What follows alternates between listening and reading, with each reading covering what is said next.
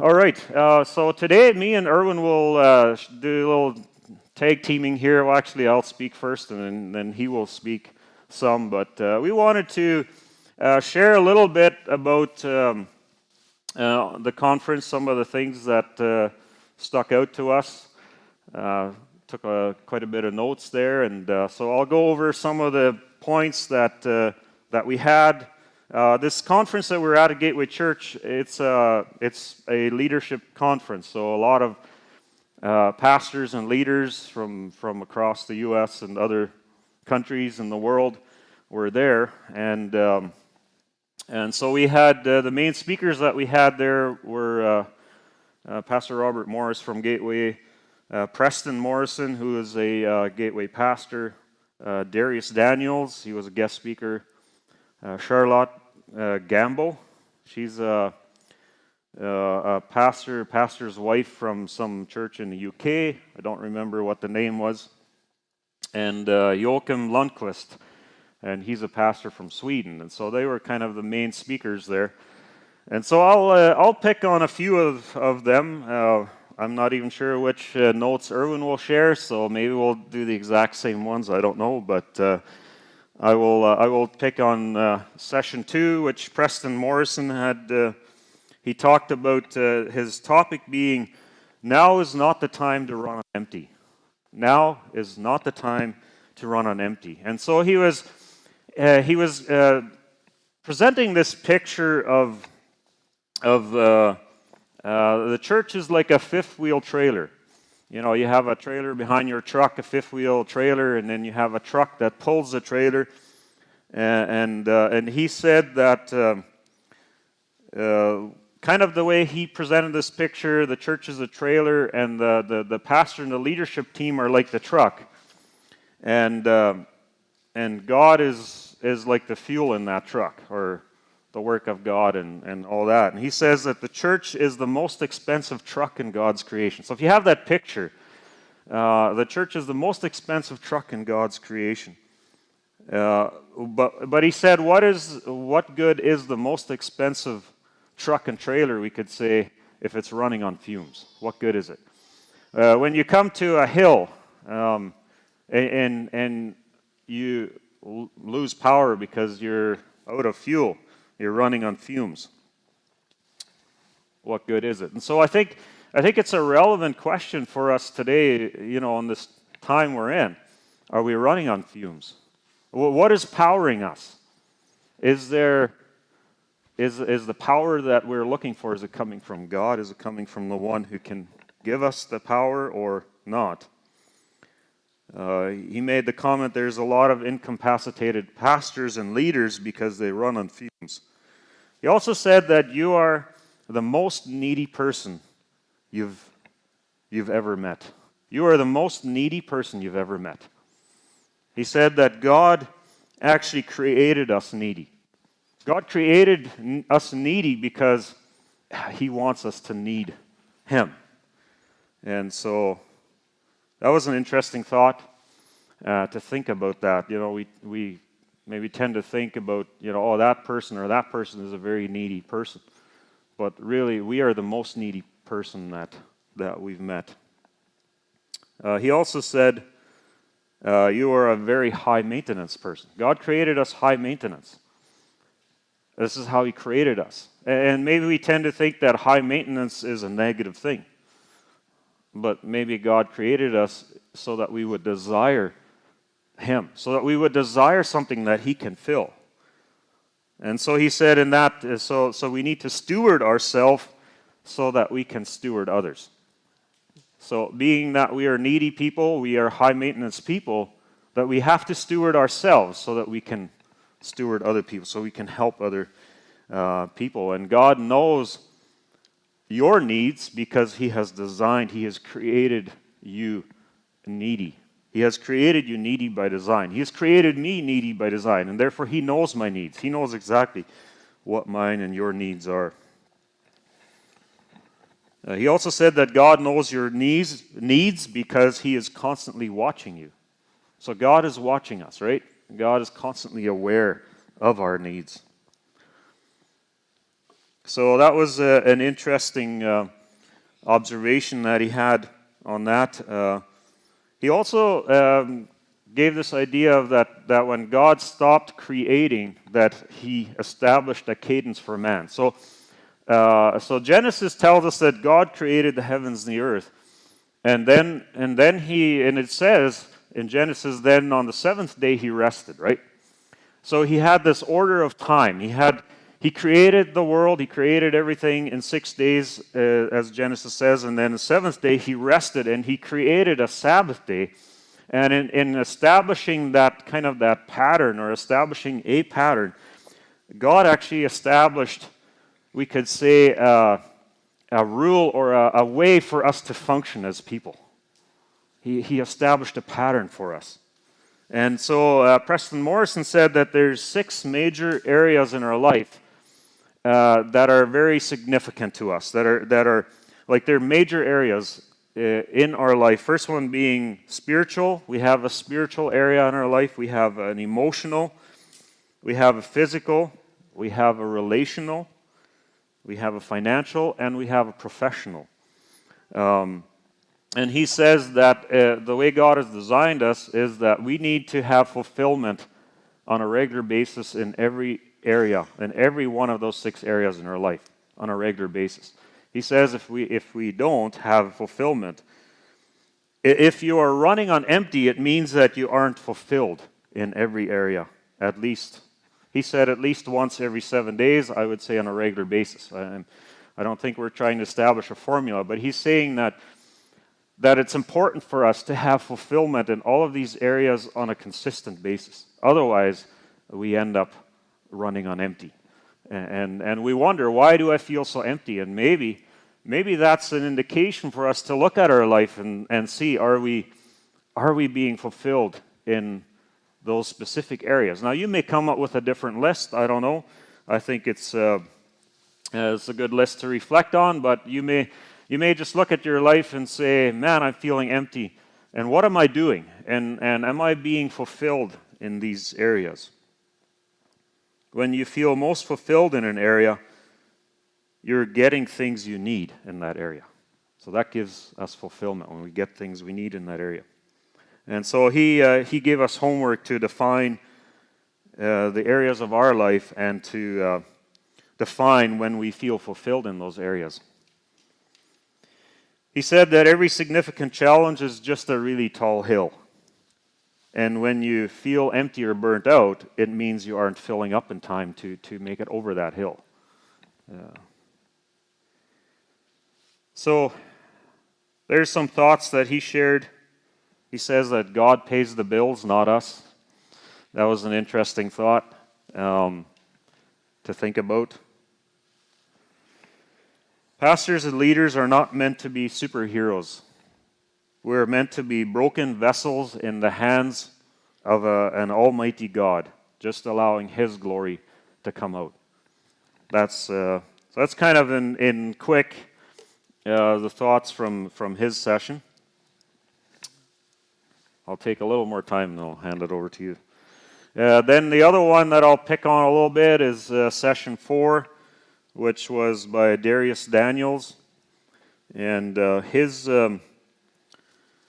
title for his message was, I didn't know we were going this way. I didn't know we were going this way.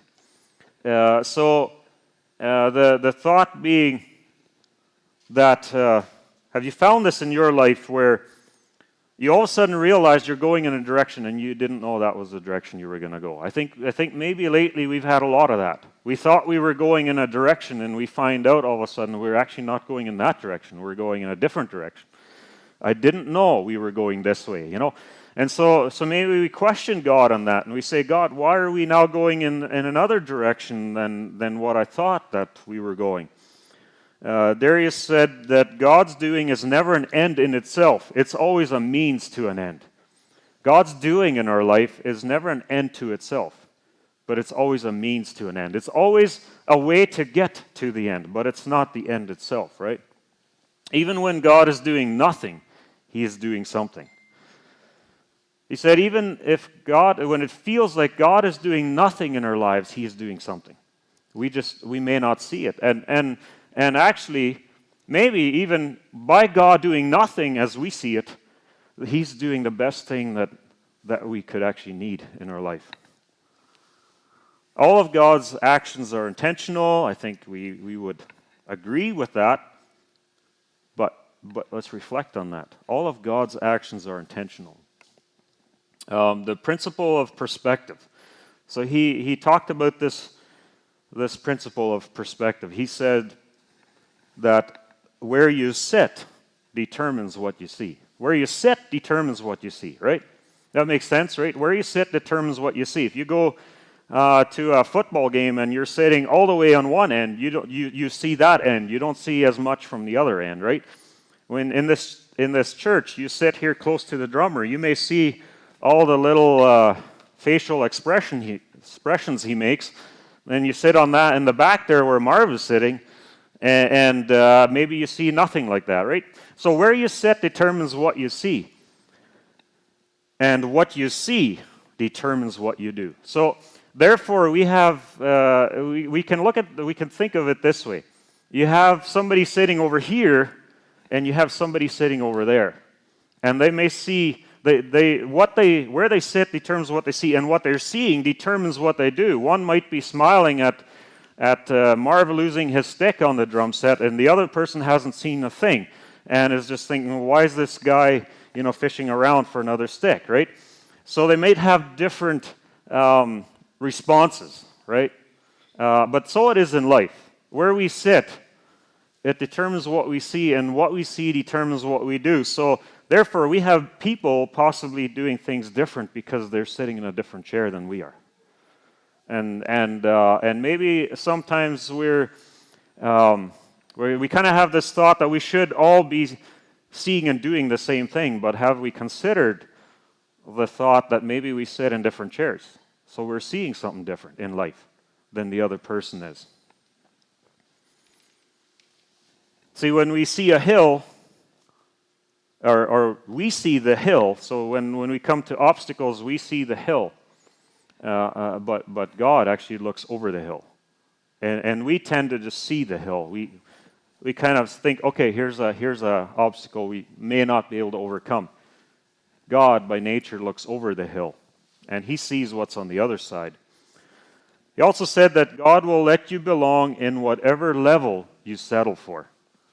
God will let you belong in whatever level you settle for. So what are we settling for in life? Are we settling for a mediocre life in an area? Then God will let us belong there. He also said, just because God isn't talking to me about my problem doesn't mean He isn't working on an answer. Just because God isn't talking to me about my problem doesn't mean He isn't working on an answer, right? And last comment that I'll make is that he said, a strong faith is a long faith. So let's look at our faith. Let's encourage ourselves to have a long faith. Let's not just put timelines on our faith and say, okay, well, if it hasn't happened by here, then it won't happen. That's not a long faith. That's a short faith. But when we have a long faith, that's a strong faith. So seek God, press into what God has for your life, and stand on it in faith. And it may take a long time, but that is what God wants to see in us, is a long faith, which will be a strong faith. So, thank you. I'll give the time to Pastor Irwin. Yeah, give him a hand. All right, I'm not as organized as Pastor Abe. He has the names and who said what. I just looked through my notes and took some things that really hit me. I often, when I take notes, I make a little mark beside the note and I say, this one I have to remember. So those are the ones that I picked out, and don't even know who said these necessarily. The first one the one I had written down was, the only form of worship that honors God is abandoned worship. If I'm not abandoning myself, I'm not worshiping, he says. You can't worship and be selfish. It doesn't work that way. So the only worship that God honors, or that honors God, is abandoned worship. It's just like a family. We can't, if our children are disobeying us behind our back, but in front of us they're nice kids, they don't really honor us. It may seem to honor us, but they're not really honoring us deep down, because God sees the truth about who we are. And when you worship Him, He only sees truth. He doesn't see what we portray to be the truth. So God always sees deep inside us what the truth is, and that's how He sees you. So if I'm sinning all week and I come to church on Sunday and I want to worship, He sees me as who I was throughout the week. He sees me as truth, as I really am, not as a fake or portray to be in front of you. That was the one that I thought was really good. So our front means nothing to Him. Nothing. Interesting thought.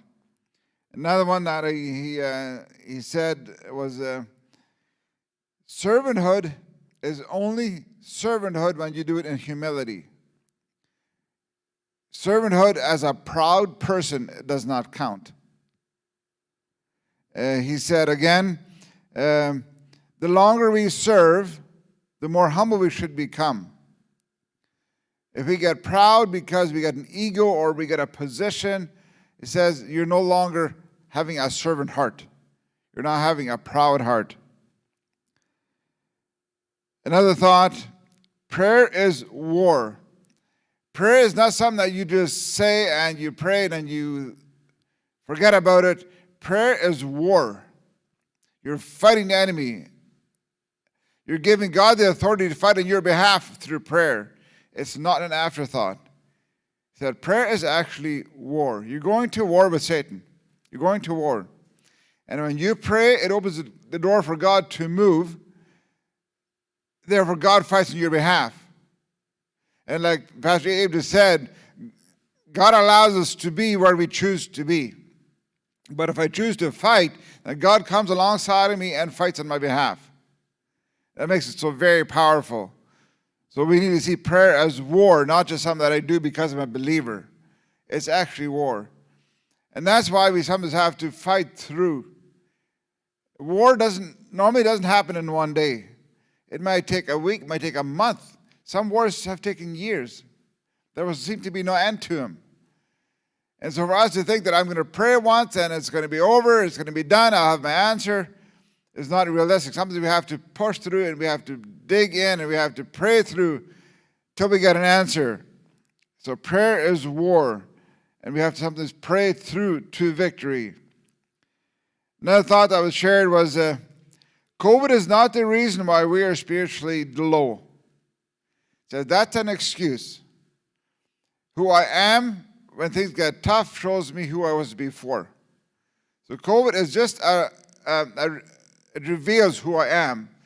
So if I say that I'm really down because of COVID, so that's not a true statement.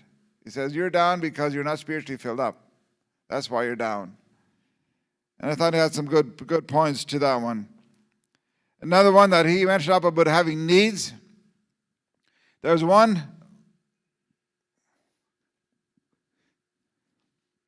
statement that really hit me about that topic. He said, we become really fatherly when our children have needs. When your little 2-year-old comes running in screaming because it's scraped knee and there's a little bit of blood, you become fatherly and you become motherly. He says God is the same way. When He sees your need and you come to Him and you share your needs, He becomes fatherly. I thought, wow, that's a precious thought. He becomes fatherly. He wants to hold you and He wants to comfort you and He wants to help you.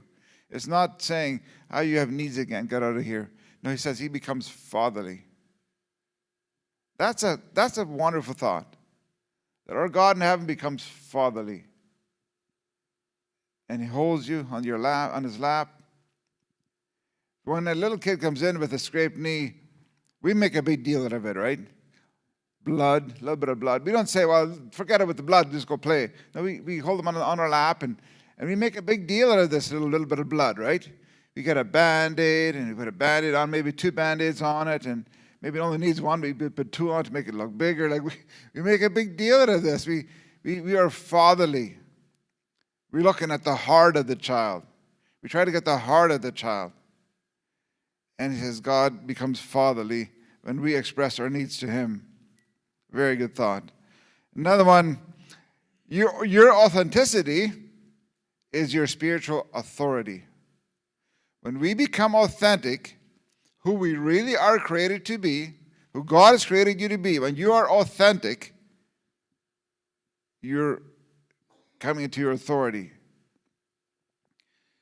So if God has created you to be a prophet, and you begin to move in your giftings, you become powerful.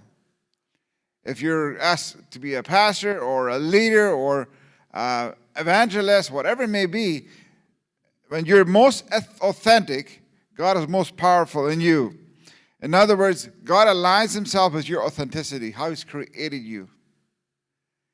If God's created you to be a dad in your house, he comes right alongside you and you become powerful as a dad or as a mother.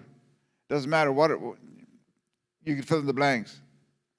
But when we are most authentic, when we are the person who we're called and made to be, we are the most powerful. I thought that was a very good thought. Another one, borrowed energy will compromise your consistency. It says you cannot borrow energy for a long time. It will get you down. And he called borrow energy, for example, if you're on Facebook and you're looking for these likes on Facebook and you want to hear people praise you, that's borrowed energy. It's not sustainable. That's borrowed energy. And he says you cannot live on that for a long time. Or if I preach a message and I'm hoping somebody will come and praise me for the message, that's borrowed energy. That's artificial energy. It's not getting it from the source. And he said many people, they go through life with borrowed energy and they're always up and down. If no one praises them, then they're down.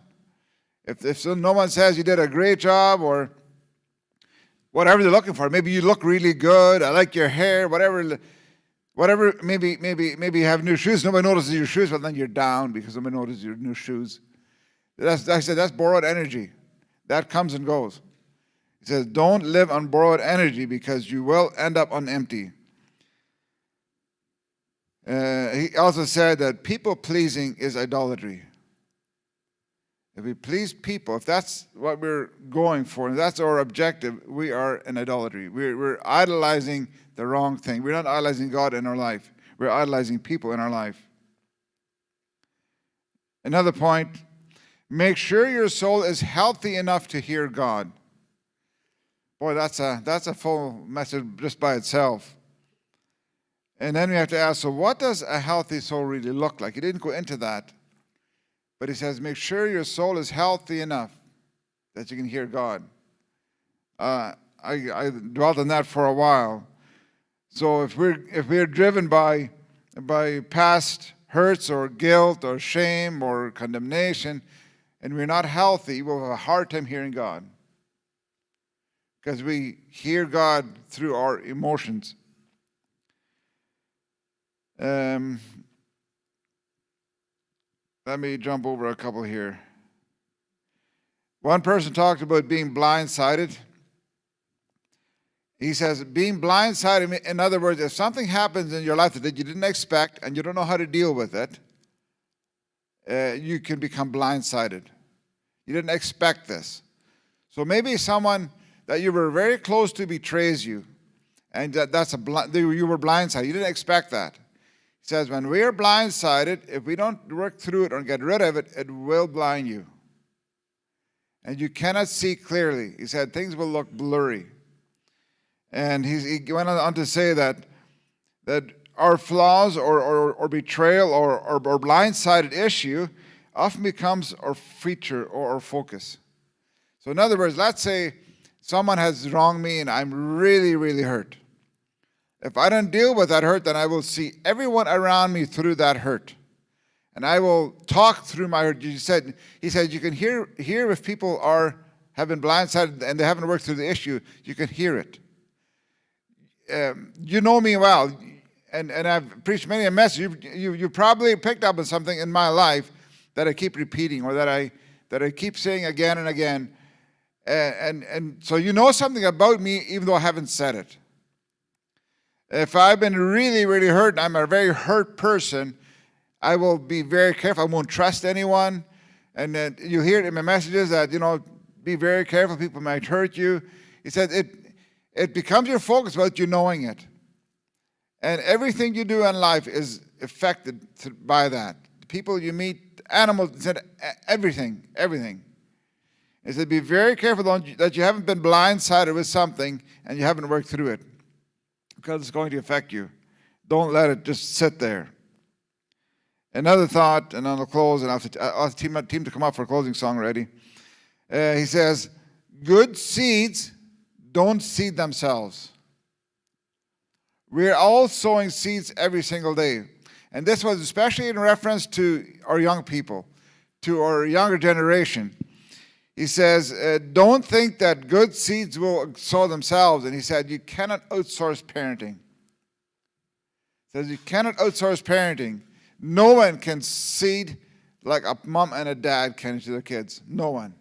Don't outsource it. Because he says, if you will outsource it, something will always grow. You can look at any field in this area. If no one touches that field, their weeds will grow all the time, every single time. Every single time. It says something grows. But if you want good seeds to grow, you have to seed them.